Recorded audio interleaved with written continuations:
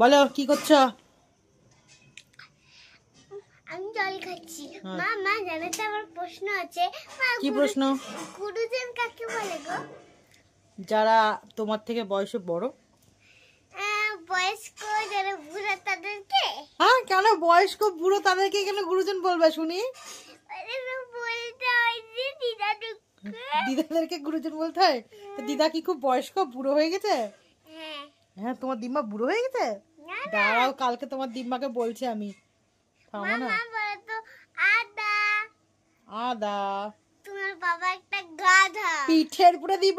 আমার বাবা কে হয় তোমার? মামা বলতো আগে বল আমার বাবা তোর কে হয়? দাদু।